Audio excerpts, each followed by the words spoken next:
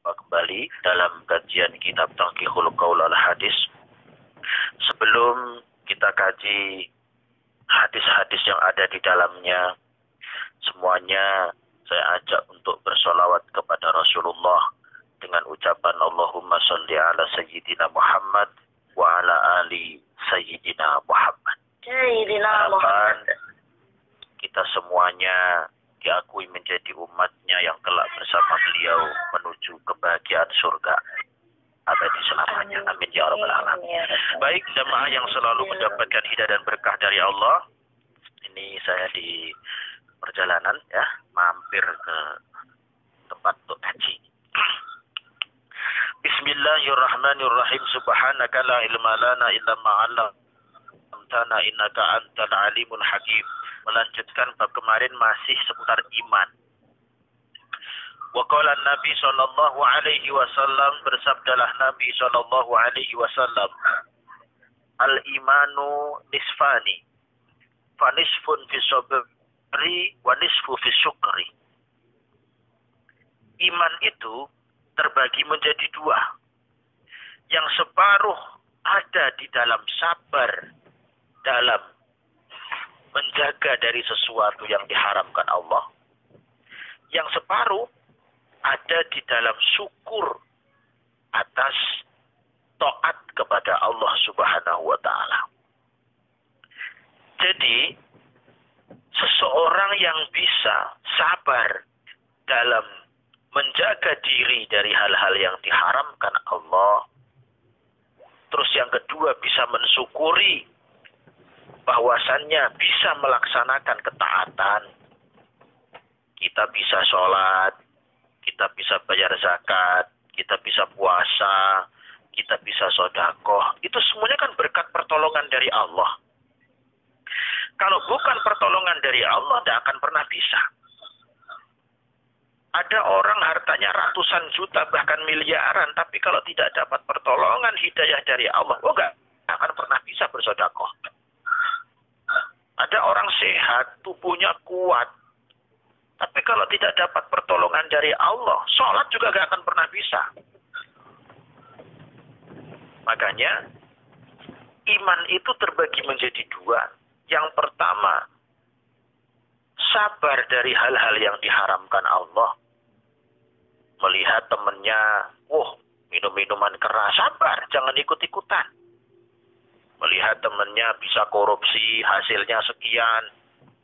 Menjalankan pekerjaan yang haram, hasilnya sekian. Sabar, jangan ikut-ikutan. Orang yang beriman pasti bisa sabar. Kenapa? Karena dapat pertolongan dari Allah.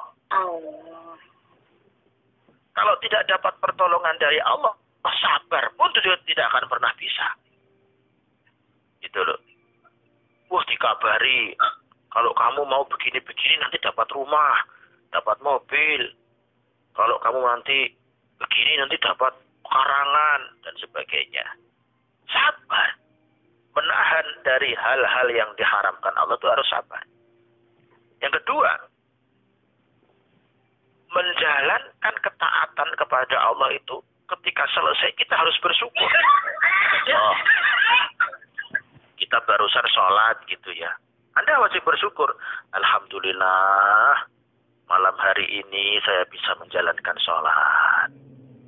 Makanya, setiap kita menjalankan perbuatan yang baik, itu setelah selesai disunahkan mengucapkan Alhamdulillah. Kenapa disunahkan mengucapkan Alhamdulillah?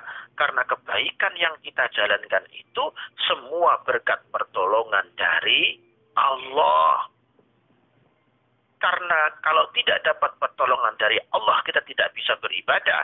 Maka selesai menjalankan perbuatan yang baik, kita disunahkan mengucapkan Alhamdulillah sebagai wujud syukur kita kepada Allah. Kita diberikan kemampuan untuk bisa beribadah. Sedekah juga seperti itu. Selesai kita bersedekah, kita bersyukur kepada Allah. Alhamdulillah, saya dimampukan Allah untuk bisa bersedekah. Saya dimampukan Allah untuk bisa sholat. Saya dimampukan Allah untuk bisa berzikir. Saya dimampukan Allah untuk bisa makan. Saya dimampukan Allah untuk bisa berjalan. Saya dimampukan Allah untuk bisa macam-macam. Semua yang baik, maka disunahkan untuk bersyukur walaupun hanya dengan mengucap Alhamdulillah. Jamaah Imam on Air yang selalu mendapatkan hidayah dan berkah dari Allah. Wa qala Nabi sallallahu alaihi wasallam, bersabdalah Nabi sallallahu alaihi wasallam, hadisnya, al-imanu yamna'u minal fatki alladhi huwa al-qatru ba'dal amanu ghadra. Iman itu bisa mencegah dari mati yang di situ al-qatru ba'dal amani ghadra. Jadi iman, ketika seseorang itu beriman, maka dia akan tercegah dari mati yang bisa mengakibatkan su'ul khotimah.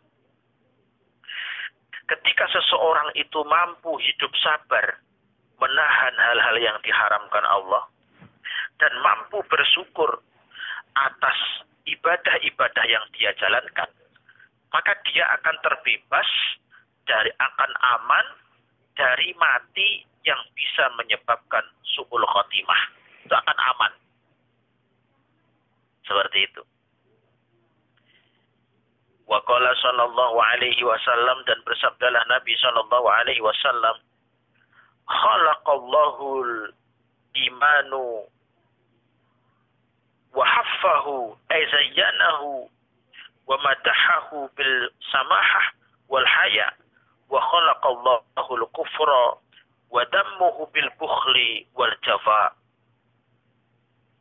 Allah menjadikan iman dan menghiasi iman itu dengan samahah. Apa itu samahah? Samahah itu dermawan. Wal haya, dan malu untuk menjalankan maksiat. Jadi Allah menjadikan iman pada diri seseorang itu dengan hiasan dermawan dan malu menjalankan maksiat. Berarti bisa diprediksi, bisa diketahui, semakin derajat imannya seseorang itu tinggi, maka sifat kedermawanan dan sifat malu untuk melakukan kemaksiatan itu semakin berkurang. Dermawannya semakin tinggi, malunya semakin bertambah. Gitu loh. Malu dalam melakukan kemaksiatan. Kenapa? Khalaqallahul imanu wa haffahu bisamahah wal haya. Allah menjadikan iman dan menghiasi iman itu dengan dermawan dan malu kepada Allah. Jadi semakin tinggi derajat imannya seseorang, maka tingkat kedermawanannya karena Allah juga semakin tinggi. Tapi kalau ada orang tiba-tiba dermawan, ngirim paket sembako, ngirim amplop uang, tapi ada embel-embel lurah, kepala desa, RT, RW, atau mungkin gubernur. Nah, ini bukan iman ini. Bukan iman ini. Ini ada udang di balik rempeyek. Ada udang di balik rempeyek. Karena ini bukan termasuk orang yang dermawan ini. Ada udang di balik rempeyek. Sebenarnya dia pelit. Kenapa kok pelit? Karena ketika tidak magang kepala desa, nggak magang RT, nggak pernah ngasih kayak gitu. Tiba-tiba aja gara-gara ada pilkades, mendadak dermawan. Ya ada mendadak dermawan. Apa ini? Tidak termasuk. Maka dari itu Allah menjadikan iman dan menghiasi iman itu dengan kedermawanan dan malu karena Allah. Sebaliknya, wa khalaqallahu al-kufra wa dammahu bil bukhli wal jafa. Allah menjadikan kafir, menjadikan kufur pada diri seseorang itu dan menghiasinya dengan sifat bakhil dan sifat jafa. Apa itu jafa? Bangga melakukan maksiat. Ada orang melakukan maksiat malah bangga. Berarti bisa dikatakan orang itu kufur nikmat. Alias imannya tidak berkurang. Apa imannya berkurang? Apa ada Ustaz orang yang bangga melakukan maksiat? Banyak. Banyak. Pas lagi minum-minum, diupload di Facebook. Gua ya foto-foto gitu kan. Jadi bangga banget gitu loh. Ketika minum minuman keras itu bangga gitu. Terus umpamanya pernah menjadi seorang yang paling buruk diceritakan kepada teman-temannya. Saya dulu itu adalah begini. Wus, bangga banget kayaknya. Orang yang model kayak gitu, apalagi ditambah dengan bakhil, berarti dalam hatinya tidak tertanam iman, tapi tertanam kufur kepada Allah Subhanahu wa ta'ala. Wa khalaqallahu al-kufru wa dammuhu bil bukhli wal jafa. Allah menjadikan kufur dan menghiasi kufur itu dengan sifat bakhil dan sifat bangga menjalankan maksiat. Jamaah Ibadah On-Air yang selalu mendapatkan hidayah dan berkah dari Allah Subhanahu wa ta'ala. Wa qala sallallahu alaihi wasallam, bersabdalah Nabi sallallahu alaihi wasallam, idza dakhala ahlul jannah al-jannah, idza dakhala ahlul jannah al-jannah. Ketika ahli surga itu masuk surga, wa ahlun nari naro, dan ahli neraka itu masuk neraka, sudah masuk, sing ahli swarga yang mlebu swarga, sing ahli neraka wis mlebu neraka, amarallahu ta'ala bi ayakhruja minan nar man kana fi qalbihi mithqala dzarratin minal iman. Maka Allah memerintahkan siapa saja untuk keluar dari neraka. Siapa yang diperintahkan oleh Allah? Orang yang di dalam hatinya ada iman, walaupun beratnya 1 butir biji sawi. Ketika seseorang dalam hatinya ada iman, walaupun hanya sebesar biji sawi, maka pasti akan masuk surga. Pasti. Cuman gitu. Bahasanya kan disuruh keluar dari neraka, berarti dulunya di neraka gitu loh.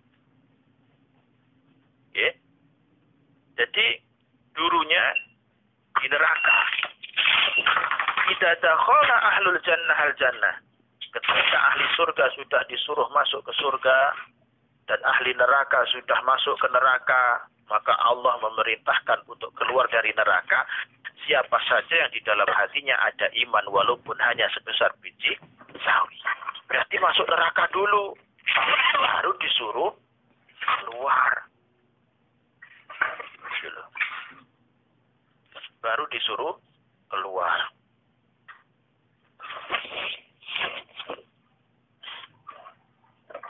Jadi memang benar. Yang penting iman pasti masuk surga. Memang benar. Tapi apa iya pengen mampir dulu ke neraka? Ayo enggak. Alah paling neraka yang ngono kuwi cuman jajal wae lah. Hidupkan lilin. Panggang jari kiri yang paling kecil, jari kelingking, enggak salah lama-lama dah. 1/4 jam aja dipanggang di situ. Nanti kalau ada yang mampu, saya tak ikut-ikutan nanti. Nah, gitu. Tapi ada Ustadz itu orang nggak panas, pakai api katanya nggak panas. Yang nggak panas itu pakai besi dibakar. Ada ilmunya, pakai besi dibakar, dipegang nggak panas. Coba kalau pakai api, tak paham orangnya. Kecuali Nabi Ibrahim alaihissalam. Nah, beda lagi. Kalau pakai api tidak ada orang yang tidak mempan dibakar dengan api. Semuanya. Kalau cuman pakai apa namanya arang, pakai yang kayak gitu-gitu, waduh gampang. Itu ada ilmunya, ada caranya, ada rumusnya. Tapi kalau pakai api yang menyala-nyala, terus dipanggang tangannya ya 1 jam gitu, ya bisa jadi abu gosok nanti. Seperti itu. Wa fil hadis Bukhari, dan di dalam hadis Bukhari dengan Abi Sa'id al-Khudri an Nabi sallallahu alaihi wasallam, dari Abu Sa'id al-Khudri an Nabi sallallahu alaihi wasallam, dari Nabi sallallahu alaihi wasallam, qala, Nabi SAW bersabda, yadkhulu ahlul jannah al-jannata, ketika ahli surga itu sudah masuk ke surga, wa ahlun narun naro, dan ahli neraka masuk ke neraka, summa yaqulullahu ta'ala, maka Allah subhanahu wa ta'ala berfirman, lil malaikati, kepada para malaikat, akhriju, keluarkanlah, minan nari, dari neraka, man, seseorang, kana fi qalbihi misqalu habbatin min khardalin, keluarkan seseorang yang di dalam hatinya ada sebiji sawi min imanin, dari iman. Aisyadatin ala asli tauhid. Jadi tambahan aslinya tauhid. Maksudnya apa? Ketika sudah beriman kepada Allah, beriman kepada Rasul, terus ada iman tambahan. Ada iman tambahan sebesar biji sawi, itu bisa dikeluarkan. Fayakhrujuna minha, maka semuanya keluar dari neraka. Qad iswadu, mereka semuanya sudah gosong semuanya. Sawat itu artinya hitam pekat. Hitam pekat itu kalau dalam bahasa Indonesianya gosong. Qad iswadu, sungguh telah gosong semuanya. Fal yaquluna fi nahril haya, lalu mereka menowis gosong, kan dia tidak bisa masuk surga kalau gosong. Fayalqauna fi nahril haya, lalu mereka dimasukkan ke sebuah danau kehidupan, bil qasri ail matar wil haya, lalu dimasukkan ke danau kehidupan, wa huwa an-nahr alladzi min khamsi famihil hayy, yaitu danau yang ketika siapa saja masuk di situ maka akan hidup. Fayambutuna, mereka akan tumbuh, kama yambutul habbah, seperti tumbuhnya biji-bijian. Jadi wong-wong sing duwe iman cilik-cilik sing nibong ning neraka sampai gosong-gosong iku ape digoleki karo malaikat. Diangkat, dilebokne ning apa jenenge bengawan kehidupan. Telaga kehidupan di situ. Dimasukkan di situ maka akan utuh kembali, baru dimasukkan ke dalam surga. Seperti itu prosesnya. Ya, kita tinggal pilih. Anda semuanya tinggal pilih. Pilih yang ke surga langsung, apa mampir dulu ke neraka. Ya, siapa tahu nanti ada apa namanya partner-partner di neraka, terus ada artis-artis kesukaan apa jenenge idaman di dunia dulu, pengen ngobrol-ngobrol ning rokok dhisik, gak apa-apa. Pengen ngobrol-ngobrol ning rokok dhisik gak apa-apa. Nah, rasa suwe-suwe 1000 tahun ngono ae lah ning neraka sampai gosong. Nah, itu beda. Itu tinggal pilihan. Tapi kalau memang di hatinya ada iman walaupun sedikit, tetap akan masuk surga. Tapi ingat, mampir dulu ke neraka. Makanya, kalau pengen mampir ke neraka, belajar dulu di dunia. Belajar, hidupin lilin yang besar 1 gitu ya. Terus telapak tangannya dipanggang. Gak usah lama-lama lah, setengah jam gitu. Belajar tiap hari. Tiap hari belajar, ya. Telapak tangannya dipanggang setengah jam. Gitu. Ya siapa tahu nanti ada yang dingin gitu kan, nggak tahu kan nanti. Ya, coba aja nanti. Buru-buru setengah jam. 1 menit aja kira-kira jadi sate gosong. Jadi sate gosong. Jamaah Ibamit on Air yang selalu mendapatkan hidayah berkah dari Allah Subhanahu wa Ta'ala. Nah, jadi malam hari ini kita belajar tentang hadis tentang iman. Yang perlu diperhatikan, iman itu terbagi menjadi 2 kekuatan. Kekuatan yang pertama ada pada sabar, kekuatan yang kedua ada pada syukur. Kalau sabar dan syukur ini sudah menyatu, maka iman dalam diri seseorang akan kuat.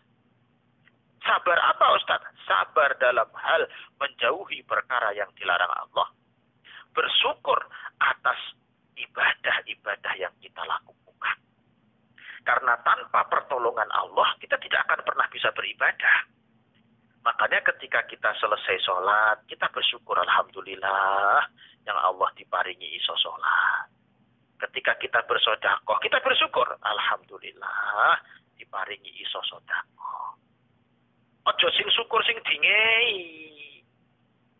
Sing dingei muni Alhamdulillah, sing ngei malah ra gelem muni Alhamdulillah. Ya justru sing ngei iki syukur karena tanpa pitulunge Allah ora bakal iso ngei. Wis to, mobil jejer-jejer, omah tingkat duit miliaran. Kalau tidak dapat pertolongan dari Allah, ora iso ngei, tidak bakal bisa memberi. Makanya ketika kita bisa melaksanakan ibadah, entah itu sholat, puasa, zakat, bersedekah, apa aja, maka ketika selesai ucapkan Alhamdulillah, bersyukur kepada Allah. Kalau syukur dan sabar berkumpul dalam diri seseorang, maka sudah bisa dikatakan dia adalah beriman. Yang kedua, iman itu hiasannya yang pertama adalah dermawan, yang kedua malu kepada Allah. Orang kalau sudah dermawan berarti dalam hatinya sudah mulai tertanam iman. Wah, kok tidak pakai ngibadah tapi kok mulai dermawan nih, berarti dalam hatinya sudah mulai percaya kepada Allah. Tapi mempengong ibadah, wonge kok bakhil metitil, walah. Iki asline ngono ngibadahe mek tinggi tutup. Asline ngono gak patek percaya karo Allah. Lah buktine bakhil, wedi lek gak madang, wedi lek gak urip. Berarti ndak ngakoni Allah sing maha sak kabehane. Ndak percaya karo pangeran. Seperti itu. Nah, dan yang terakhir, siapapun ya yang di situ punya iman, walaupun sebesar biji sawi, pasti akan dimasukkan ke surga. Tapi dengan syarat, kalau memang ada penghalang, ya tetap akan transit dulu di neraka. Sampai gosong dawe Kanjeng Nabi. Fayakhrujuna minha qad aswadu. Mereka itu keluar dari neraka dan sungguh semuanya itu gosong menjadi hitam pekat. Lalu dimasukkan ke dalam telaga kehidupan, mereka akan tumbuh seperti tumbuh menjadi ganteng, jadi cantik, baru dimasukkan ke dalam surga. Begitulah cerita tentang hadis-hadis tentang keimanan. Makanya pupuk keimanan kita dijaga, selalu bersyukur ketika kita beribadah, terus sabar ketika kita menahan kemaksiatan, jangan sampai sabar. Memang jenenge maksiat ki nek dipikir-pikir ya kaya penak. Gitu. Waya salat gak salat, kan penak to. Bature kerja mempeng sik mikir salat gak mikir. Turu bengi, subuh, adem-adem, enake mungker. Ya sabar. Dadak yang jeding, wudu, adem. Nah, seperti itu. Tapi kalau kita sabar, ya itu tanda keimanan. Tapi kalau tidak bisa sabar, ya berarti imannya perlu dipertanyakan. Jemaah Iwamit on Air yang selalu mendapatkan hidayah berkah dari Allah. Terakhir, mengingatkan diri saya sekaligus kepada seluruh jamaah bahwasannya berapa? 6 hari lagi. 5 hari. 6 hari lagi kita masuk di bulan Ramadan. Persiapkan pikiran, persiapkan hati, persiapkan badan kita, kesehatan kita untuk menjalankan ibadah-ibadah di bulan Ramadan. Mulai dari puasa, sedekah, salat sunnah, tadarus, zikir, silaturahim, macam-macam dah pokoknya. Seluruh ibadah yang baik dipersiapkan. Semoga ketika kita nanti masuk di bulan Ramadan, sebentar lagi kita semuanya mendapatkan ampunan dari Allah, mendapatkan rahmat dan mendapatkan kemenangan atas ibadah kita semuanya. Jangan sampai puasanya ndak ikut, sholat sunnah ndak ikut, tadarus ndak ikut, sedekah nggak ikut, terus zikir juga nggak ikut, tapi bingung lebaran. Tapi etok melu bojo. Wah, etok tuku jajan. Padahal poso ndak melok. Baju baru. Gaya eklang. Tapi bingung saja porong to yo. Wes apa iki lebaran? Wong ora melok poso kok melok lebaran. Jadi ini hari kemenangan. Hari kemenangan. Melok tepir. Allahu Akbar, Allahu Akbar, Allahu Akbar. Wah, saweneng. Ditakoni, iki wong dina apa ta yo? Dina riyaya iki, hari kemenangan iki. Kemenangan kita umat Islam. Kita. Lah awakmu melok poso ke melok kemenangan, menang konti.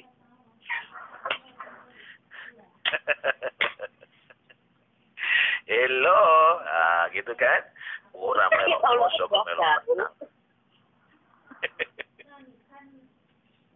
Nah gitu. Perang gak melok kok melok menang. Lucu tuh ya. Gitu.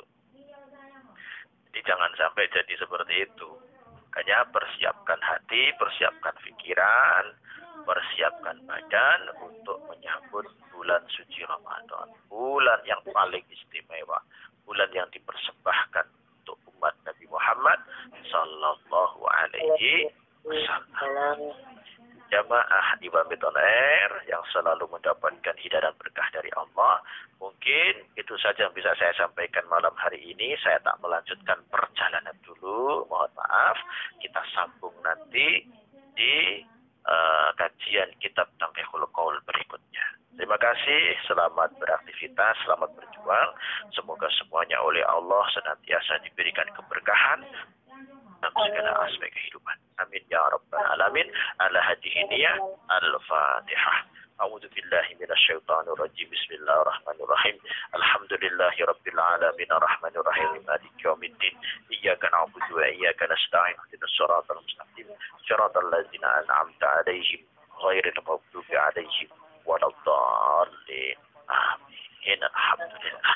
Terima kasih. Wallahul muwaffiq ila aqwamit thoriq. Nasrun minallah wa fathun qarib. Subhanakallahumma bihamdika asyhadu an la ilaha illa anta astaghfiruka wa atubu ilaik.